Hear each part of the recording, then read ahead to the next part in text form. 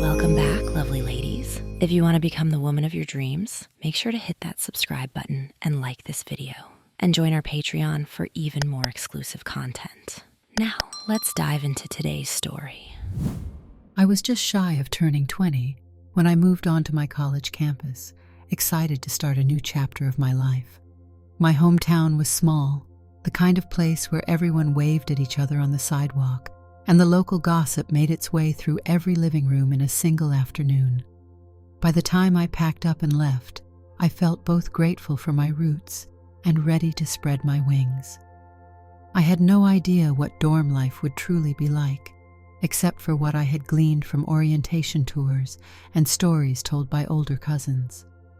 I looked forward to meeting new people, sleeping in bunk beds, and eating late-night pizza while complaining about exams.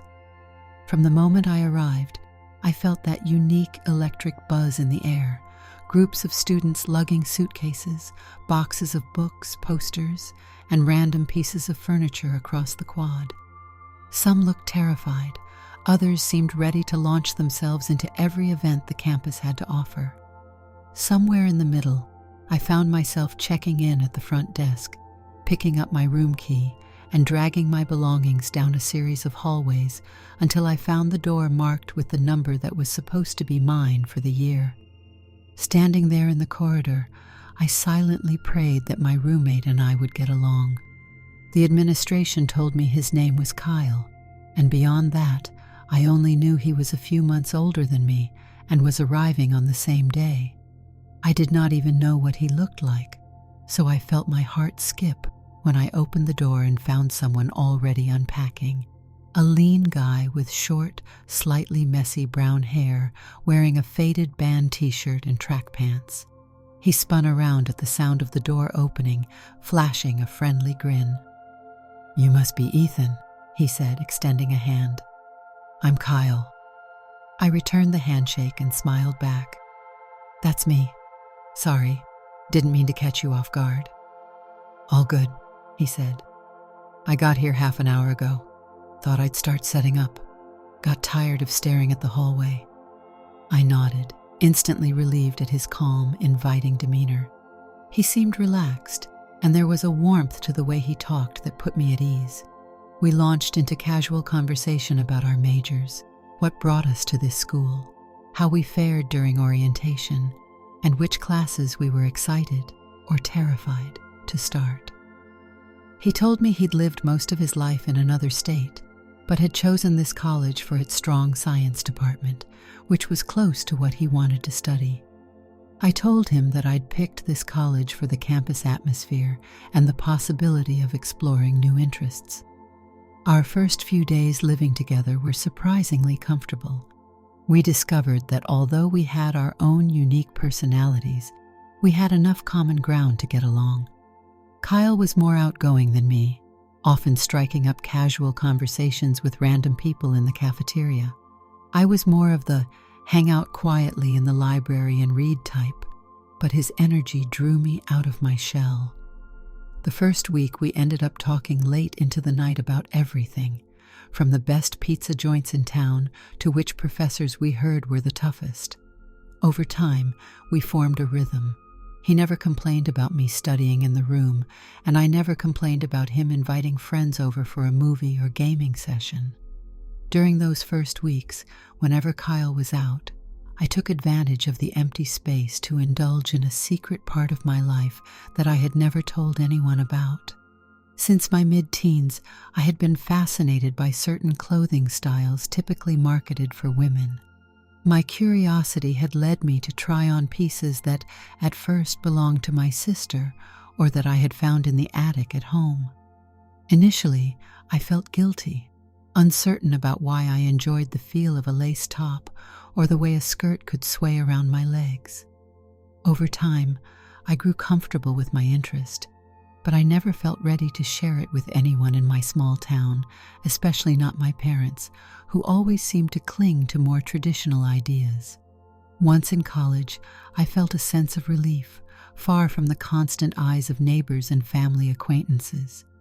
In the months before leaving home, I had even used part of my savings from a summer job to buy a few items of my own online.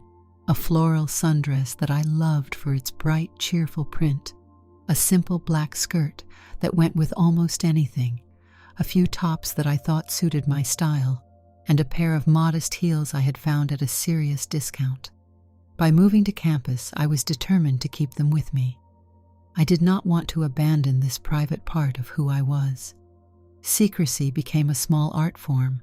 Because the dorm was small, I needed to be creative about hiding my clothes. I stored them in a large suitcase under my bed, buried beneath spare blankets and old textbooks that I did not expect to open again. The plan worked pretty well.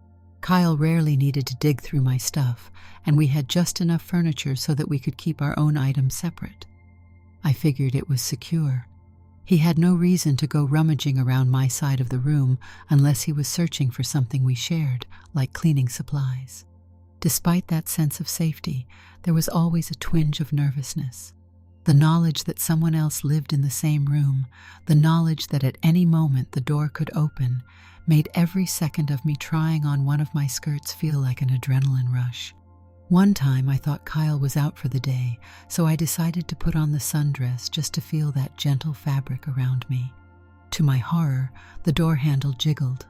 I had never changed out of a dress so fast in my life, and I probably looked suspiciously sweaty when Kyle walked in. He merely asked if I had gone for a run. I lied and said I had just done a quick set of exercises. He accepted the answer without much questioning, and I convinced myself that the secret was safe. Days turned into weeks, and soon we were in the thick of mid-semester chaos. We both had tests to study for, papers to write, and labs to complete. The weather was changing, a crispness entering the air, and talk of upcoming fall break fluttered around campus. Every now and then, to decompress from the academic pressure, Kyle and I would go watch a soccer game or grab coffee at the student center. Our personalities balanced each other nicely. His adventurous side made me try new foods, or attend events on campus I would otherwise skip. My quieter side helped him stay focused on studying when he risked forgetting about deadlines. We were forming a good friendship, and I appreciated how supportive he seemed in general. That was part of what made the fear of him discovering my private stash even more nerve-wracking. The idea that I could risk losing this genuine friend if he saw me as too strange. One evening, after a big exam, we were both exhausted. He said he might go to the movies with some friends, but I told him I was ready to collapse onto my bed and binge-watch random videos on my laptop. We said a quick goodnight around 7 and parted ways. He left for the theater, and I settled into rest. It was quiet, peaceful. I had the entire room to myself, which felt like a luxury in college dorm life. At first, I planned to just watch some shows, but as I spotted the edge of my old suitcase under the bed, I thought about trying on a couple of items. With no one around, I could relax a bit, even if I only wore them for a short time. I slipped on the skirt first, pairing it with a soft sweater from my normal wardrobe. The combination brought me comfort. Then I tossed on the sundress, twirling for a moment in front of the mirror, the bright patterns reminding me that there was a certain joy in expressing myself in ways I could not explain to most people. After a while, I folded the dress neatly and returned it to the suitcase. My pulse was still high from the sense of doing something in secret, but I also felt relief. Each time I wore something from that suitcase, I felt oddly calmed and reminded that I could explore different facets of how I like to present myself, even if no one else knew. Eventually, I changed back into my usual clothes and slipped into bed. My phone pinged around 11, a message from Kyle. Movie just ended. Might grab late-night pancakes with the guys. Don't wait up. I quickly texted back, "Sounds good. I'm crashing soon. Enjoy." With that, I fell asleep, never imagining how drastically my sense of security around the suitcase would be rattled in the coming days. Our dorm had a small window, and the next afternoon, rays of sunlight poured into the room. Kyle was heading out to the gym, and I was planning to hit the library for an hour. Just as he laced up his sneakers, he said, "Hey, by the way, do we have an extra blanket somewhere around here?" I was in the middle of gathering my notes. "Yeah," I replied. "I think so. Let me check." I opened the closet door to rummage inside, found one blanket that was a bit too small for his preference, and announced, "We've got this one, but I think the thicker one is in my suitcase under my bed." I said it almost without thinking, forgetting that anything else was in that suitcase. Kyle made an absent-minded noise of acknowledgement. "Oh, cool. Mind if I grab it real quick while you're finishing up?" "Sure," I muttered, mentally making a note that I should be the one to pull it out. But I was busy collecting my textbooks, so I turned around to see that Kyle had already gotten on one knee, flipping open the latch on my battered suitcase. In that fraction of a moment, I froze. My eyes grew wide, and I wanted to shout for him to stop, to slam the suitcase shut before he dug deeper.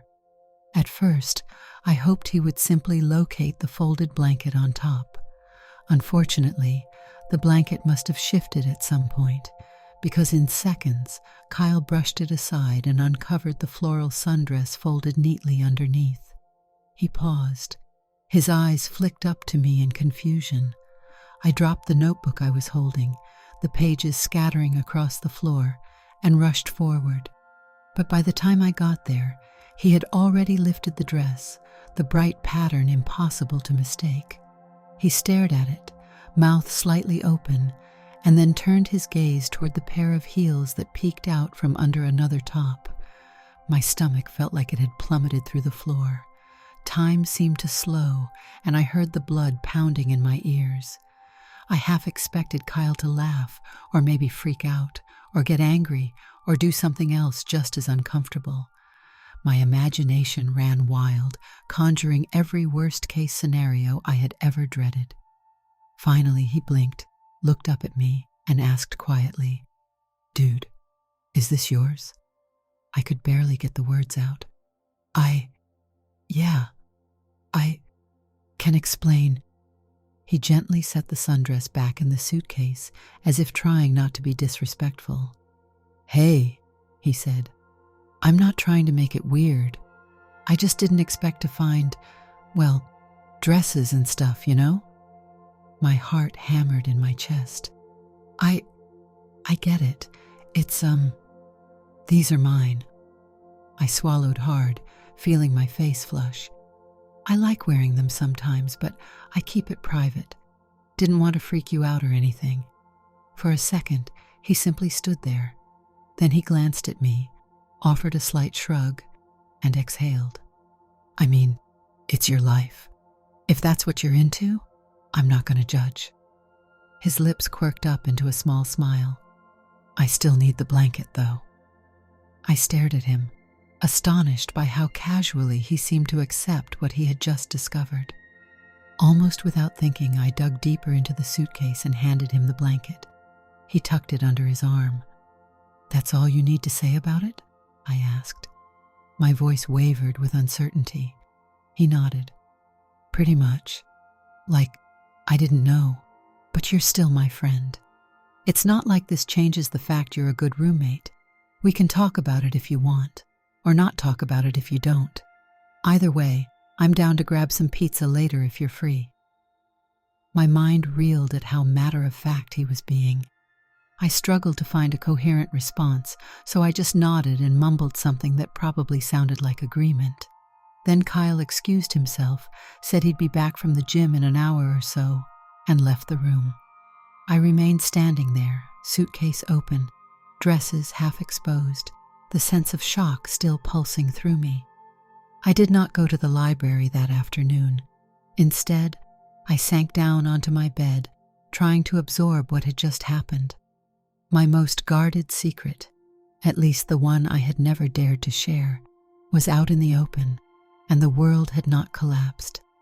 Kyle had not instantly demanded a room transfer, nor had he ridiculed me. I sat there turning the events over and over in my mind, a shaky kind of relief permeating my chest.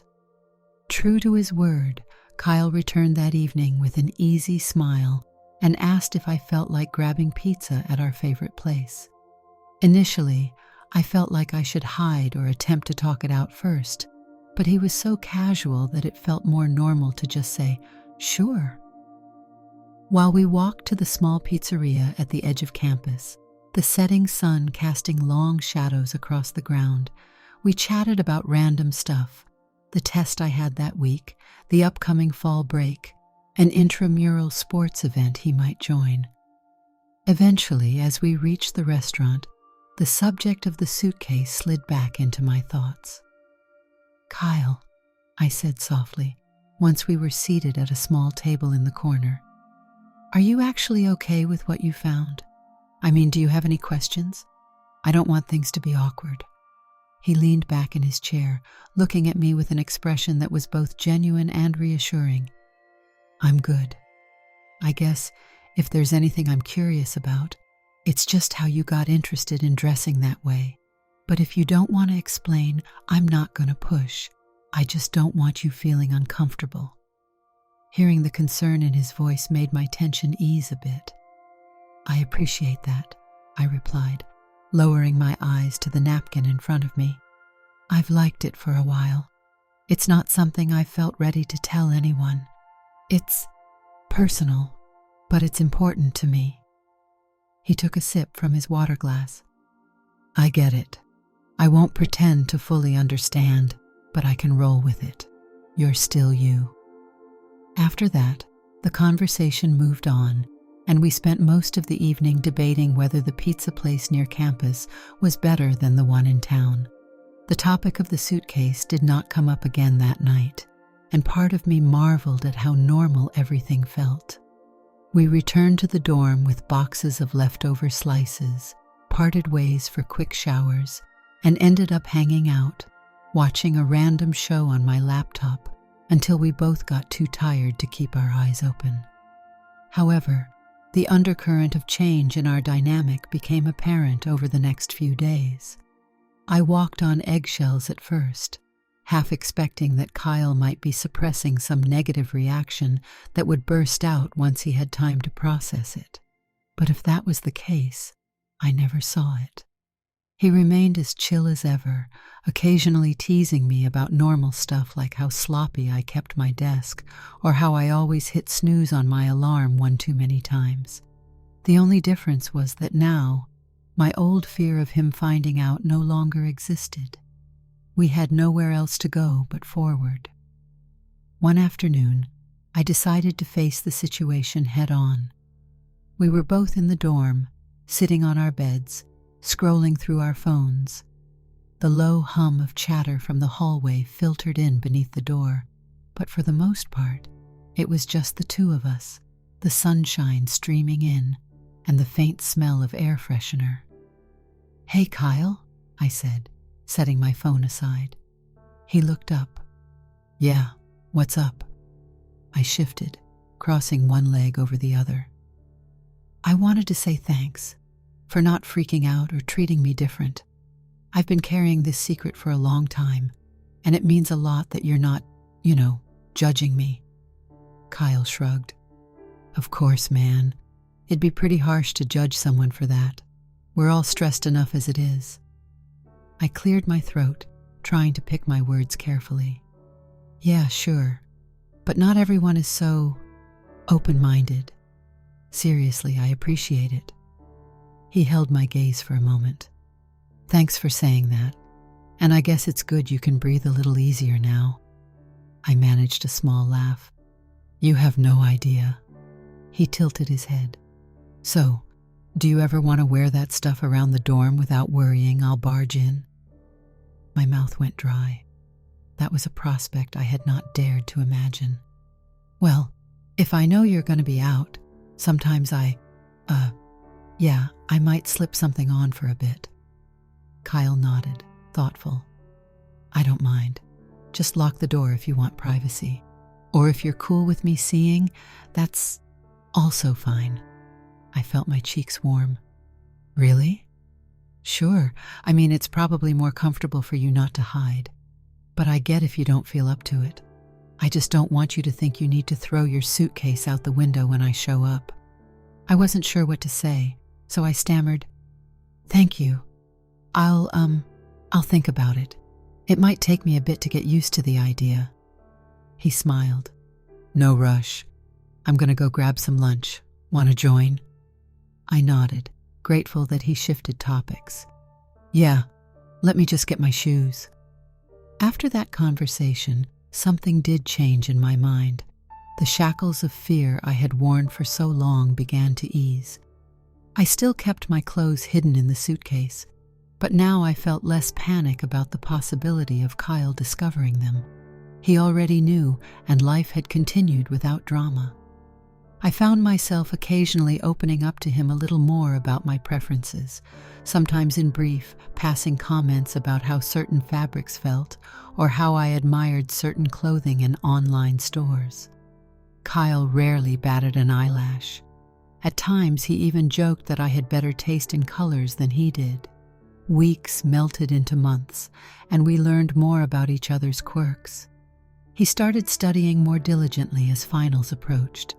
I found a side job in the campus library, shelving books, which gave me a quiet place to earn some extra cash. Meanwhile, the weather got colder, and we both bundled up against the chill. The small circle of friends we shared often met in the dorm lounge for late-night coffee runs or weekend movie binges. I was never the life of the party, but it felt comforting to have a small group I could trust. Even though most of them had no clue about my suitcase, the acceptance I felt in general made the campus environment a welcome escape from my hometown's narrow gaze. One evening, I decided to spend a rare Friday night in the dorm by myself. Kyle had plans to attend a small house party, so I put on headphones, read a few chapters of a novel, and scrolled through my phone. I had no intention of wearing anything from the suitcase that night, but around 8, I found myself glancing at it.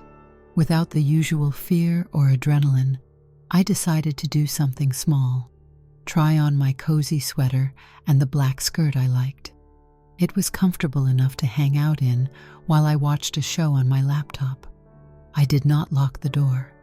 Something inside me felt confident that Kyle would probably be gone for hours. Around 10, my phone buzzed with a message from Kyle. "Hey, house party is kinda boring. Might head back soon. Want me to pick up anything from the convenience store?"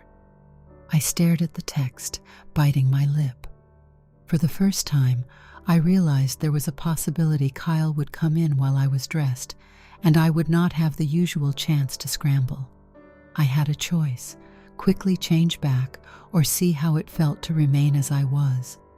After a moment of hesitation, I wrote back, "All good, thanks. I'm fine. You can come back anytime." My heart pounded as I set my phone aside. I wondered if I was making a terrible mistake.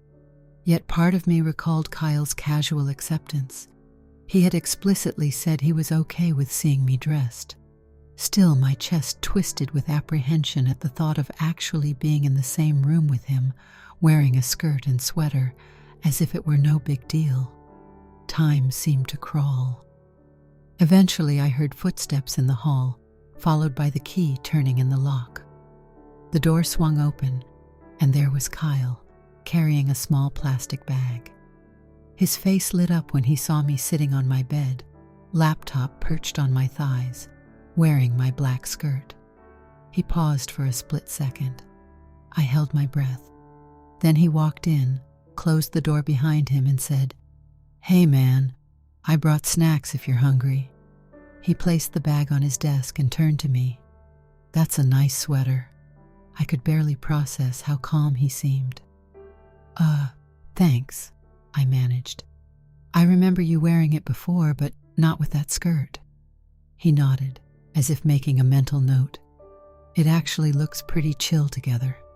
I looked down at myself, half smiling. "You think so?" He shrugged lightly. "Yeah, sure. It's a good color combo. more interesting than my jeans and t-shirt at least. Opening the plastic bag, he pulled out a candy bar and tossed it to me. "I got your favorite." I caught the candy bar, feeling a weight slide off my shoulders that I did not even realize I was holding. We fell into a conversation about the party he had left, and I asked how it was. He grumbled that it was mostly people drinking too much and loud music that he did not enjoy. Then he teased me for missing out, though I knew he was half joking. I teased him back for bailing so early. The subject of my clothing hung in the air, but only as a small background detail, not the giant elephant in the room. The entire situation felt surprisingly normal. As the weeks of winter approached, we settled deeper into our routines. Kyle continued to be the friend who occasionally dragged me to the gym or to try new local restaurants. I continued to be the roommate who reminded him of deadlines and invited him to study sessions, where we both tried to keep each other accountable. On the surface, we were just two college students figuring out life, sharing jokes, passing tests, and attending campus events. Underneath that, there was this new dimension of our friendship that involved him knowing one of my most private interests. Yet he never exploited that knowledge or treated me like some oddity. Sometimes I wondered if I should gather the courage to wear one of my dresses outside the dorm. The idea was terrifying. I felt comfortable enough in the safety of our room, but stepping outside into the hallway dressed that way seemed like an entirely different world. The campus was more open-minded than my hometown, yet I still did not feel ready to handle the potential stares. Kyle never pushed me in that direction, nor did he discourage me if I brought it up. I would float random musings about maybe wearing a skirt under a long coat, and he would respond, "Do what feels right," before moving on to a new topic. Despite the general calm, there were moments where the reality of my secret being out still hit me hard. One afternoon, we were lounging on the campus lawn, soaking in the rare sunshine while reading. Some of his friends strolled by. They stopped to chat, inviting us to an impromptu frisbee match. I watched Kyle banter with them, cracking jokes, and the question rose in my mind. Did he ever mention anything about me and my clothes to them? My stomach clenched at the possibility, but judging by their easygoing demeanors, it seemed unlikely. Later that evening, when we were back in our dorm, I built up the courage to ask him directly if he had ever told anyone else. He shook his head immediately. "Nah, I figured that's up to you. It's not my story to tell. If you want them to know, that's your call. If you don't, that's cool too." It was one more instance of his loyalty. I remembered how different I had feared the outcome might be. Those nights lying in bed, imagining the worst, thinking that if anyone found out, it would mean gossip, ridicule, or outright rejection. But Kyle was proof that my darkest fears did not have to come true. As the end of the fall semester approached, everyone braced themselves for finals. The library turned into an overnight study hub. The campus coffee shop thrived at all hours, and the tension was palpable in every dorm. Kyle and I both had tough exams, so we sometimes studied side by side, quizzing each other on material. When the pressure got too high, we would take breaks, watch a silly video, go for a quick walk, or just chat about random stuff to clear our minds. A couple of nights before my hardest exam, I felt stress piling on me. Around midnight, I stretched my arms overhead and groaned, my eyes bleary from staring at chemistry notes. Kyle was lying on his bed, reading a psychology textbook. "Hey," he said softly, noticing my frustration. "Maybe you should call it a night." I exhaled. "I hate admitting it, but you might be right. I've gone over these equations 1,000 times, and they're starting to blur." He closed his book. "Let's get some sleep. We'll do a quick review in the morning." I nodded, feeling a headache blooming at the base of my skull. As I grabbed my toothbrush and headed to the communal bathroom, I felt a twinge of longing to unwind in a way that I rarely allowed myself by wearing something comfortable from the suitcase. Sometimes, just the soft fabric and the knowledge that I was being true to myself helped me relax. Yet I also felt Kyle's presence in the room, which made me hesitate. Over the past month, I had worn my clothes around him a few times, but it still felt daunting at times. I brushed my teeth and headed back, my mind wrestling between wanting to slip into one of my dresses or simply throwing on sweatpants. Finally, with my heart fluttering, I decided that if there was ever a moment to see if I could truly relax in my own space, it was now. Kyle had shown me countless times that he was okay with it. So I pulled out my floral sundress, the same one he had discovered weeks ago, and carefully put it on. Its bright colors and soft material already made me feel a small burst of comfort. When I turned around, Kyle was propped up on one elbow, eyes half-lidded from tiredness, looking at me. A small grin crossed his face. "Cool dress," he murmured. "You should get some rest." I smiled back, my anxiety softening at the easy acceptance in his expression. "Yeah," I whispered, flipping off the overhead light and climbing onto my bed. "Night." "Night," he replied, rolling onto his side. The next morning, I woke up early, changed into my usual clothes, and hurried to the library for a last-minute review. Kyle texted me good luck messages throughout the day. When my final exam was done, I collapsed into the dorm, letting out a whoop of relief that probably startled our neighbors. Kyle was there, finishing up his own notes for an upcoming test. He grinned and gave me a high five, and we both laughed at how close we were to the end of the semester's madness. That night, we planned to get burgers with a group of friends to celebrate the end of a few of our toughest exams. I felt the buzz of excitement in the air as we all walked off campus to a small diner that stayed open late. After a feast of fries, milkshakes, and oversized burgers, the group parted ways, some to go back to dorms, others to find a place to hang out for a bit longer. Kyle and I decided we'd head back, maybe watch a movie on his laptop and just chill. It was past midnight when we returned, stepping into the dimly lit hallway. A couple of our neighbors were still awake, music trickling out from behind a closed door. We could hear faint laughter and the sound of a video game. We let ourselves into our room. Kyle tossed his keys on the desk, then dropped onto his bed dramatically. "I need about 12 hours of sleep," he declared. "Or maybe just a few hours and a really strong cup of coffee tomorrow." I snorted. "I'm not sure if I have any coffee left. We can restock in the morning." He rubbed his eyes, then yawned.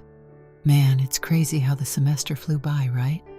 "Yeah, definitely." He eyed me for a moment, and I saw something in his expression that hinted he had more to say. I waited, tilting my head, until he cleared his throat. "Ethan, can I ask you something? And you can totally say no if you're not cool with it." My heart stuttered for a moment. "Sure. What's up?" He sat up straighter, leaning forward with his elbows on his knees. "I was thinking, we'll probably have some chill days coming up once finals are done. Would you maybe want to, I don't know, show me some of your outfits? Or talk about them a little? You've got a unique interest, and I think it might be cool to learn more, if you're comfortable. I don't have a personal stake in wearing anything like that, but I'm curious." Part of me felt a jolt of surprise. I had never considered that he would want a crash course in my wardrobe. But there was something about his question, earnest, unassuming, that made me feel oddly touched. He was not asking to make fun. It genuinely seemed like he was being a good friend, trying to understand me better. I offered a tentative nod. "Okay, yeah, we could do that. Maybe after your next test? That way you won't be thinking about your exam while I'm talking your ear off about dress styles." He laughed. "Deal." True to that agreement, a few days later, Once Kyle had finished his last test and we were both free, he reminded me of our plan. It was a quiet afternoon, the campus nearly empty as many students had gone home or were out celebrating. The sunlight streaming through our small window illuminated the room. I was tidying up my desk, brushing aside old wrappers and outdated papers, when Kyle tapped me on the shoulder. "So, teacher," he joked, "class is in session." I rolled my eyes good-naturedly.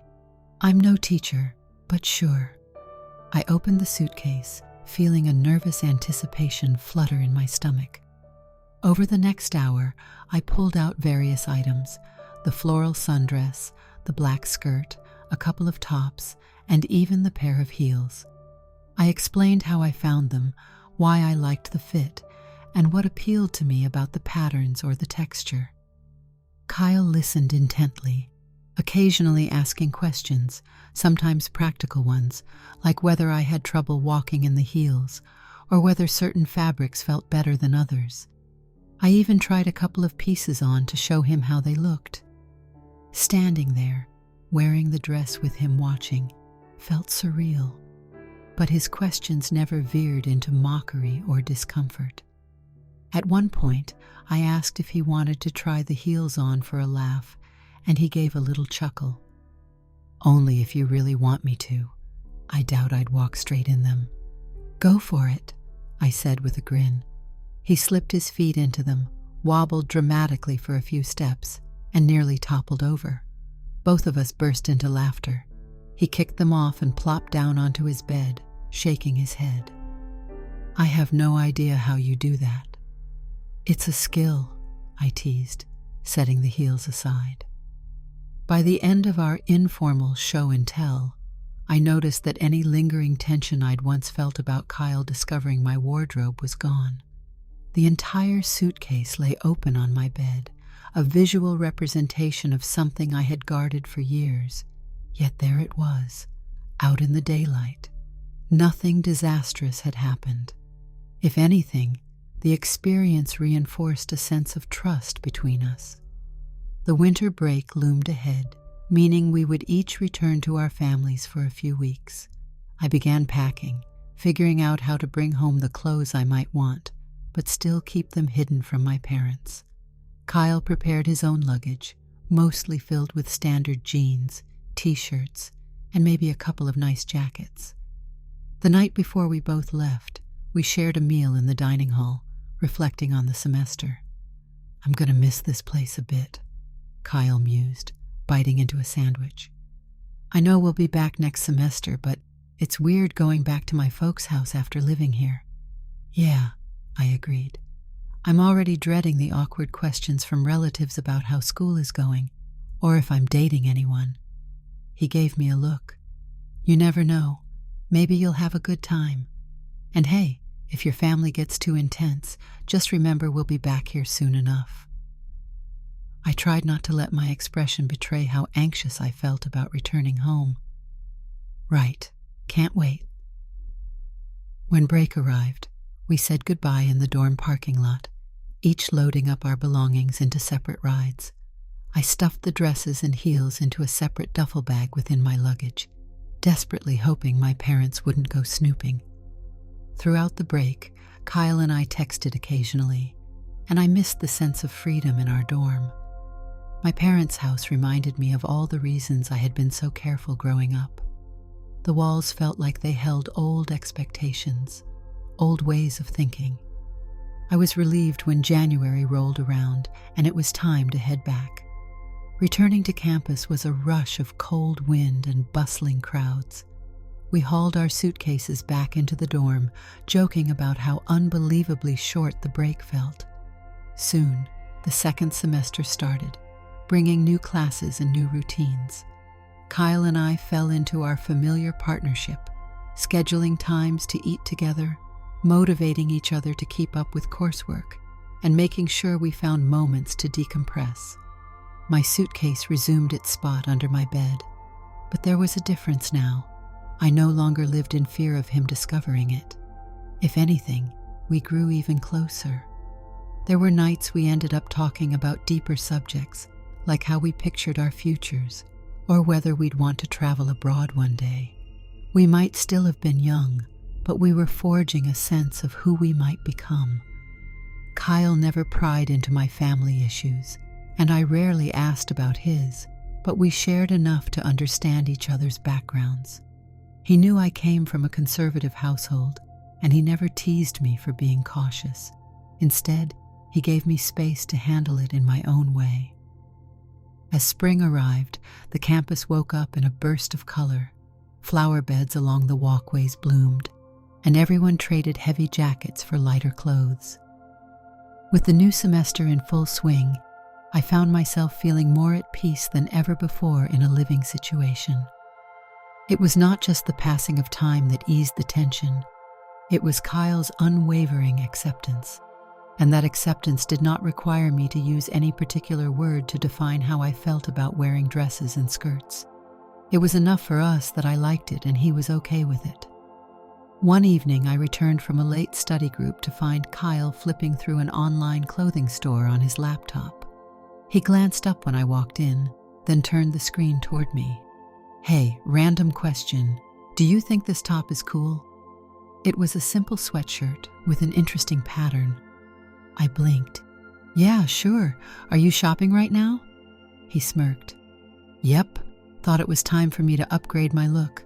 I realized I could use a bit more variety, and you have a pretty good eye for style." A laugh escaped me. "I don't know how fashionable I am, but thanks for thinking I might help." He shrugged and turned the laptop back. "You wear what you like, and you seem comfortable in it. That's more style than half the guys on campus." It was such a simple conversation, but it reminded me again of how our dynamic had evolved. We might have looked like the typical college roommates from the outside, two young men in a messy dorm, pizza boxes stacked by the trash can, textbooks scattered around. But behind closed doors, we had discovered a surprising depth to our friendship. We both brought out qualities in each other that might have remained hidden otherwise. The semester rolled on. We tackled more papers, more projects. The campus was alive with events, music nights, volunteer drives, sports championships. Every now and then, Kyle and I joined in, or we stayed in the dorm if we felt like it. Some nights, he had gatherings with friends, and I used the quiet space to unwind in my skirts or dresses, reading or simply browsing the internet.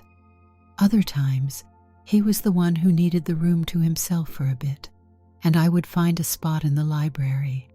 We learned to respect each other's boundaries in a way that made living together as smooth as it could be. By the middle of spring, I felt like I had come a long way from the nervous, quiet person who arrived on campus with a tightly guarded secret. I still carried my share of fears about what others might think, but Kyle's support gave me courage. I could sense I was changing, learning to breathe a bit easier and to trust in the kindness of the people who truly cared about me. Sometimes, we do not know who will stand by us until life throws us into vulnerable moments. And in my case, it took an accidental discovery of a floral sundress to show me I had a friend who was really worth having. One weekend near the end of the academic year, Kyle suggested we host a small movie night in our dorm for a couple of close friends. We borrowed a projector from the Student Resource Center and pinned a sheet up against the far wall. Our guests arrived, two guys we hung out with occasionally, plus one neighbor from down the hall. We ordered pizza, popped popcorn, and dimmed the lights. Everyone settled in to watch an action comedy. At some point during the film, I excused myself to grab another soda from the vending machine. On my way back, I bumped into a friend who invited me to a gathering in the lounge. I politely declined. When I returned to the room, the group was laughing at a scene in the movie, none the wiser that just a few months ago, I would have been petrified by the idea of hosting anyone there, in case they discovered my stash. The memory of the day Kyle found my clothes flashed through my mind, but I did not feel that lurch of panic anymore. Instead, I felt something else, gratitude.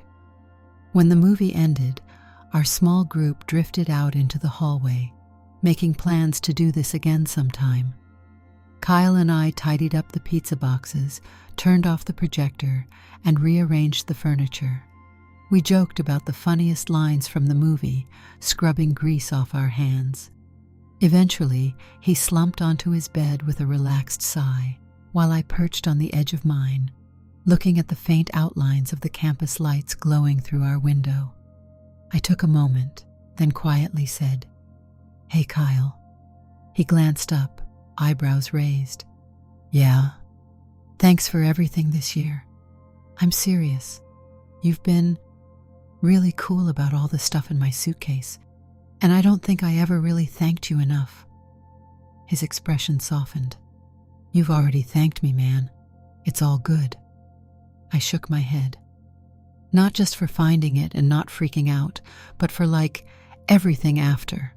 Letting me actually be comfortable around you. I was terrified I'd lose a friend, or that you'd make fun of me or spread rumors. He swung his legs off the bed, sitting upright. "I get it, but you deserve friends who accept you. I'm glad I could be one of them." My throat felt tight for a moment. We might have been two guys in our 20s, and neither of us was particularly sentimental, but we knew how to show thanks when it mattered. After a long beat, I smiled. "Roommates next year too?" His grin widened. "Definitely. I already told the housing office we're sticking together." That single statement filled me with a sense of relief I could hardly describe. We talked a bit more about our future plans, from which classes we'd take to where we might intern over the summer. Eventually, we drifted into other subjects: music, upcoming events, new restaurants in town. But the underlying warmth of that conversation stayed with me.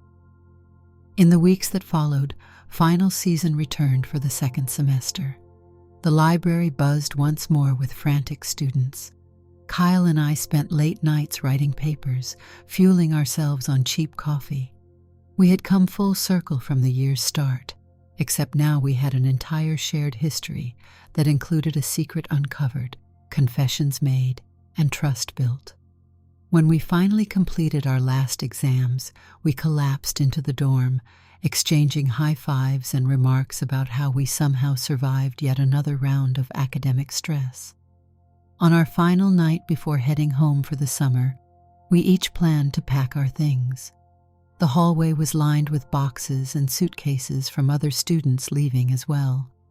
Our dorm would close early the next morning, forcing everyone out until the next academic year, unless they had special permission to stay. In the middle of stuffing clothes into a duffel bag, I paused, looking at the battered suitcase under my bed. It held the dresses, skirts, and heels, just as it had all year.